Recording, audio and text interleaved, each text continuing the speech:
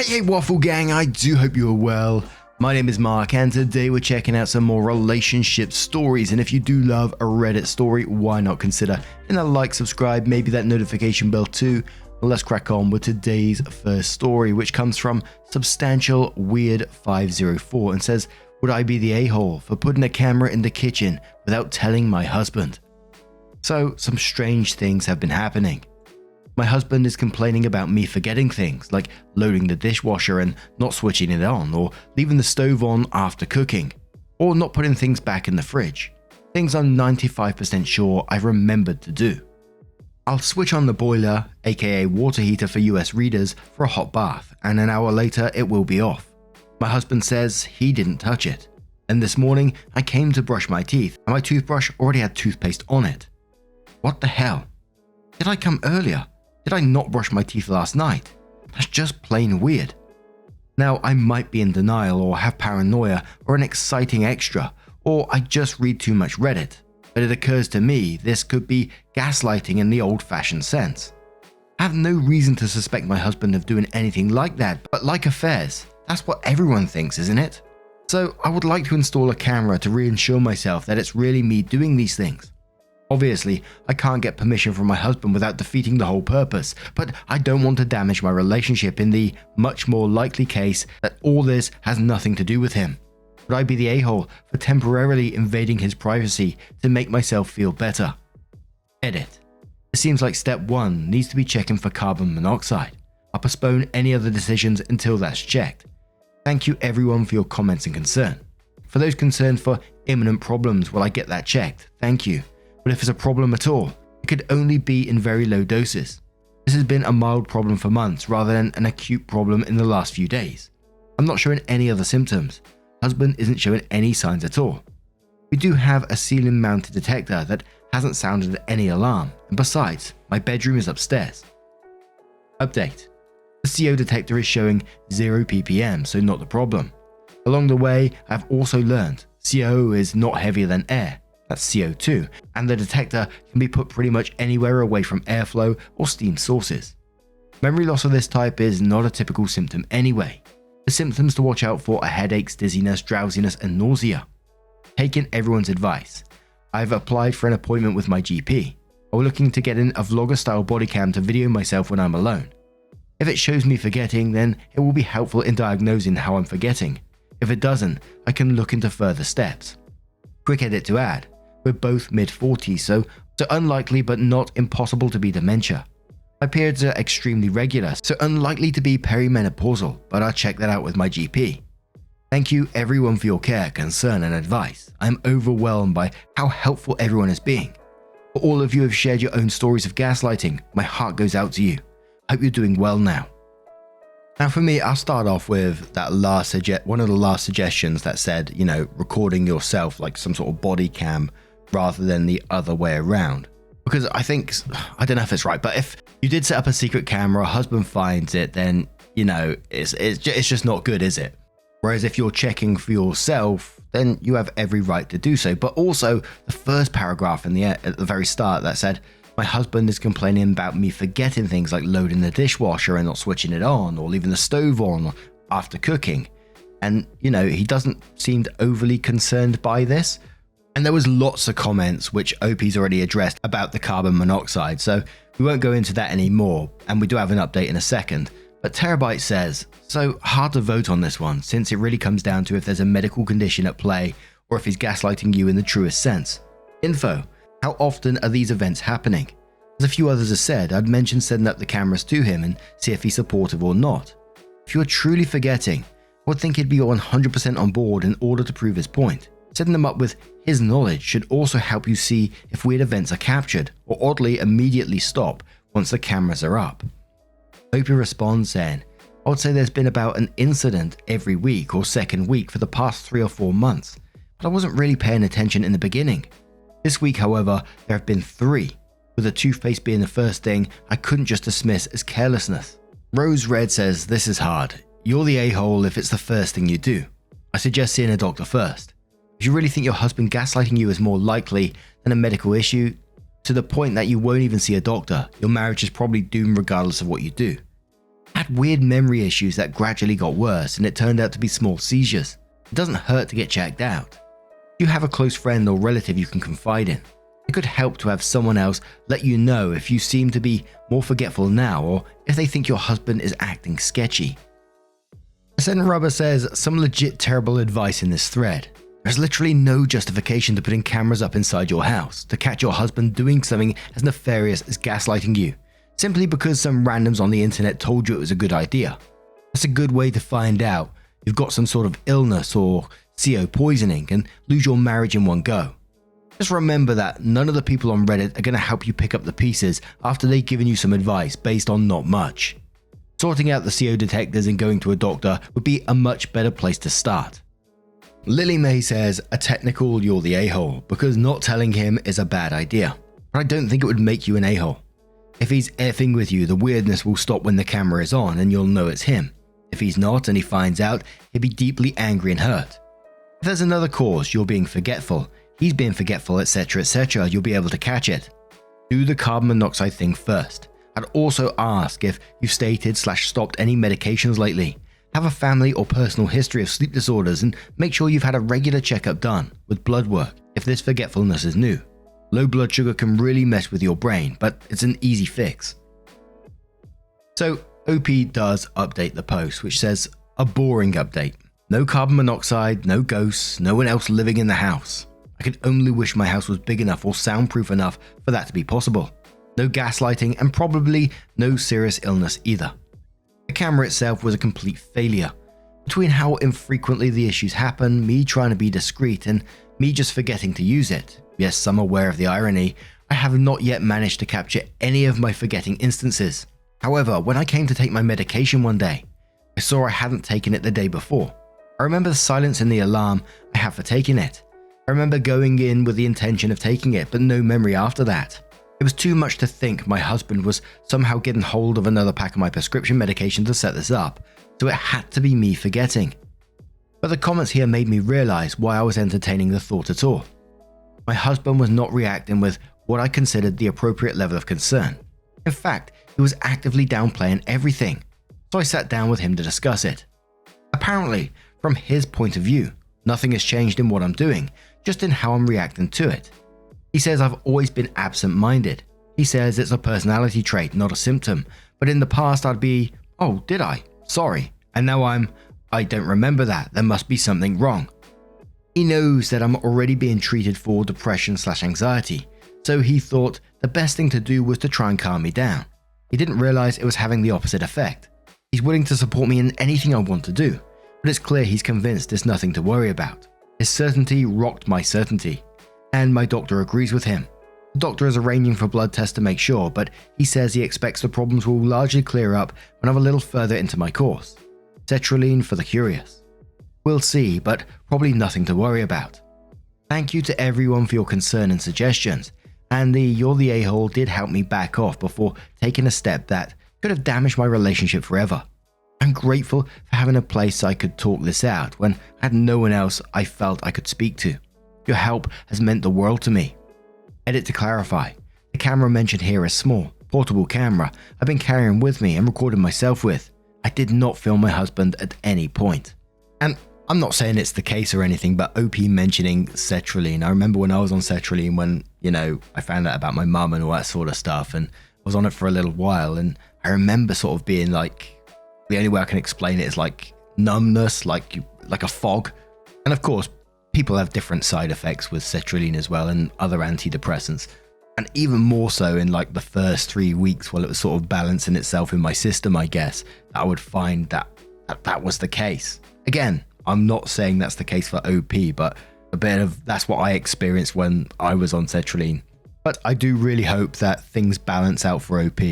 What do you guys make of this situation? Do you have any thoughts on it? Let us know your thoughts down in the comments below. Let's move on to another story. And our next story comes from Imaginary Grape 4432, who says, "Am I the a-hole for saying, sorry, I forgot you were my grandma? To my grandma. Hi, this happened fairly recently, but I was told I was an a-hole, so I wanted a neutral opinion. Context. I, 16 female, have always been the only grandchildren along with my 17 female sister. For Because of this, our grandparents spent a lot of time with us. Recently, however, my uncle and aunt had 2 kids, toddlers at the moment. Now onto the story. Recently, a close cousin of ours passed away.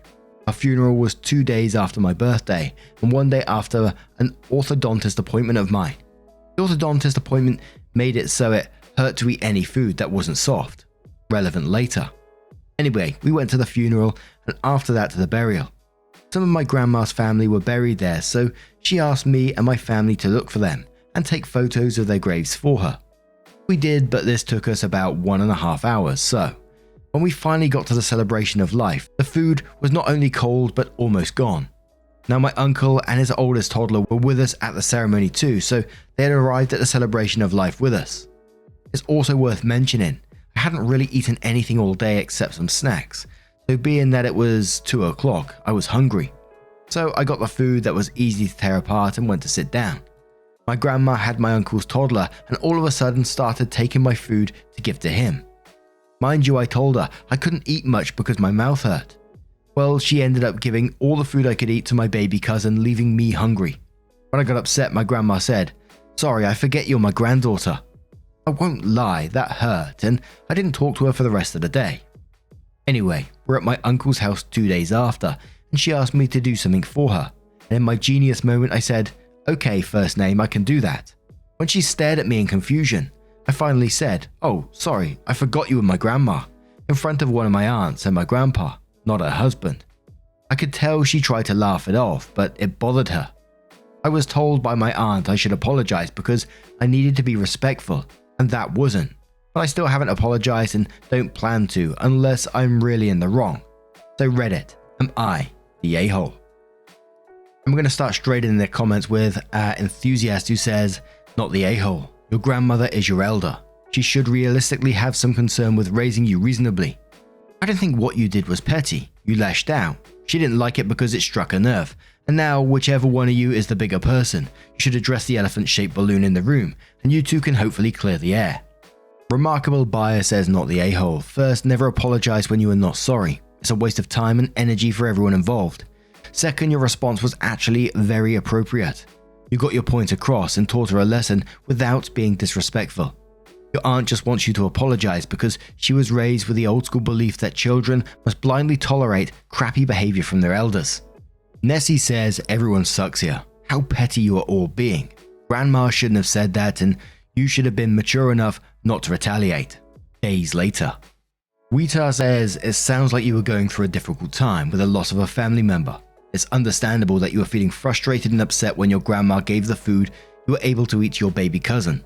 However, it's not appropriate to respond to your grandma in a hurtful or disrespectful way, even if you were feeling upset. You said, 'I forgot you were my grandma,' in a sarcastic tone, which clearly bothered her, and it's not a respectful way to talk to a family member. Your words might have been said in the heat of the moment, but it still hurt your grandma, and it's important to acknowledge that and make amends. It's important to remember that your grandma is also dealing with the loss of a family member and may be struggling with her own emotions. It's important to communicate with your grandma and work through any issues that you may have with her in a respectful and understanding way. It might be helpful to apologize for your comment, even if you still feel hurt or frustrated about the situation. It's important to keep in mind that family members make mistakes, and it's important to have healthy ways of communicating and working through conflicts." Now I'm going to turn this one to you guys. What do you guys make of this situation? Let me know your thoughts down in the comments below.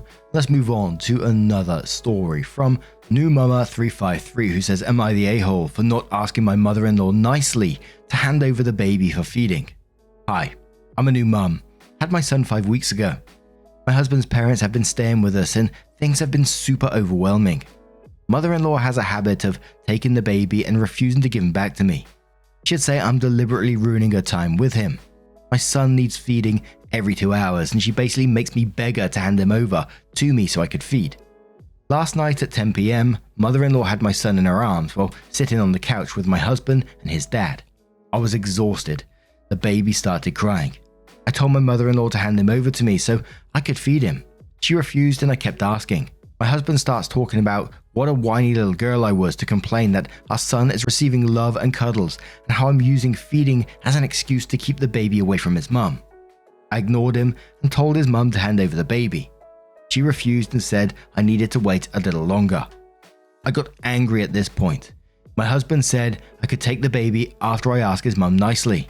This had me seething. I meanly told his mum to stop being annoying and overbearing and hand him over to me. She looked at me shocked and hurt. She handed the baby over and ran into the guest room, and my husband gave me a look, then followed her and stayed inside to comfort her. He came into the room while I was feeding my son and started yelling about how disrespectful I was to speak to his mum this way and treat her poorly when all she's doing is showing our son more love than I do. I told him about how she's been taking the baby for hours and preventing me from feeding him properly. He said that 1, our son isn't an object for me to act like I own him, and 2, his mum was doing nothing wrong, and 3, I should have asked nicely instead of being a bee to his mum and making her cry. I started crying and yelled that I'd go to my mum's place if his parents stay any longer, and he yelled back saying, "Shut the F up, you're only acting up because you don't want my parents around. F's wrong with you," and walked out. I felt terrible thinking maybe I was rude to his mum, but I also think that I'd hit my limits here. Am I the a-hole for not asking her nicely like my husband wanted? And we're going to start with Redditor, who says, "Not the a-hole at all, and I'm very alarmed at your husband calling you a whiny little girl for trying to feed your child, then attempting to prevent him from being fed, even when he was crying until you asked his mother nicely for permission to feed your own child. You seriously need to reevaluate if this is a safe environment for your child to be raised in." No RXN says, in quotes, "I started crying and yelled that I'd go to my mum's place." And continues, "Do this now. You are under such stress both emotionally and physically. I think having an actual loving supportive environment is the best thing for both you and your child. Take your child, go to your mum, and actually see how you're supposed to be treated by someone who actually loves you. Your husband is an abusive a-hole. Please, for the sake of your child, don't let that become the norm of their life. Not the a-hole." Malibu says, "Showing your son more love than you do." It says, "Well, maybe because the monster-in-law is hogging the baby. She's doing more harm than good and obviously doesn't love the baby as much as he thinks if she can sit there and hear them cry because they are hungry. Not the a-hole, but please get out before anything happens. They sound super toxic. Hope all goes well. Stay safe, OP." OP responds and says, "You know this line hit me so hard. He managed to make me feel like I'm a horrible mum and there was something wrong with me. He keeps saying my reaction to every little thing is abnormal and exaggerated. I'm dealing with so much depression and anxiety, so that might explain why he'd think that, but I still think his mum is being a bit much." Impressive Brain says, "Excuse me, how is the bonding time of a grandmother and baby more important than the time between mother and baby, even if it wasn't for feeding him? And what the hell do you even have to accommodate your in-laws for several days with an effing newborn at home? After 5 weeks I was still bleeding like hell and didn't allow visits for more than 3 hours. You already have to put your baby first. Mother-in-law, and husband for that matter, has to accept that her feelings have no priority right now.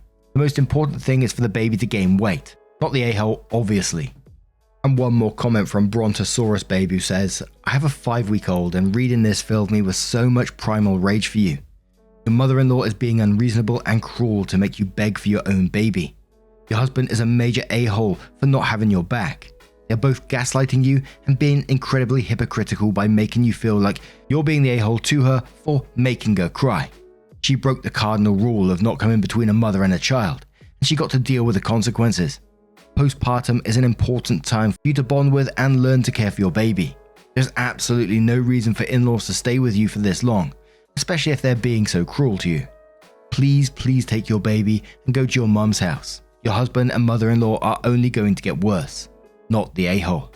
Editing to add, when someone treats you the way your mother-in-law is, you do not owe them any sort of politeness.